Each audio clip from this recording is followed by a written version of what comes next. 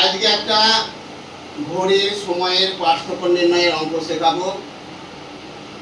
প্রশ্নটা হচ্ছে দুপুর 2:30টার সময় ঘন্টা কাঁটা এবং মিনিটের কাঁটা কত ডিগ্রি কোণে থাকে।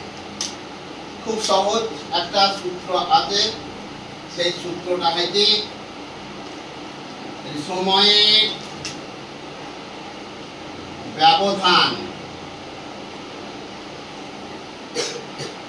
এই সূত্র 11m minus 68/2।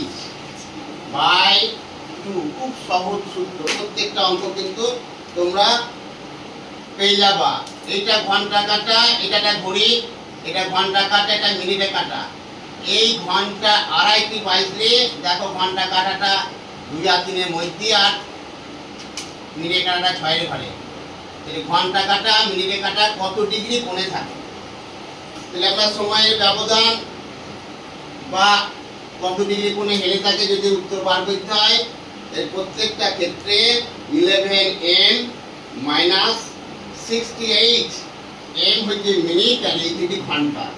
তাহলে সমান সমান 11m কত 30 মিনিট, m হচ্ছে মিনিট, মাইনাস 60, h মানে কত 2 ঘন্টা, 2 ঘন্টা 30 minute by 2 equal to 3 11 33 minus 60 দুগুণে 120 বাই 2 ইকুয়াল টু কত হয়, ইকুয়াল টু 0 1 1 কত হয় 2 এ 3 বাই 2 ডিগ্রি সমান সমান কত হয় 105 ডিগ্রি। তাহলে দেখো খুব সহজেই হয়ে গেল যে ঘন্টা কাঁটা এবং মিনিটে কাঁটা কত ডিগ্রি কোণে থাকলো, 105 ডিগ্রি কোণে থাকলো।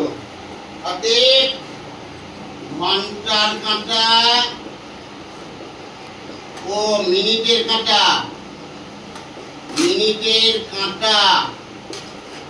কত ডিগ্রি কোণে থাকে, 105 ডিগ্রি কোণে থাকে। বোঝা গেল?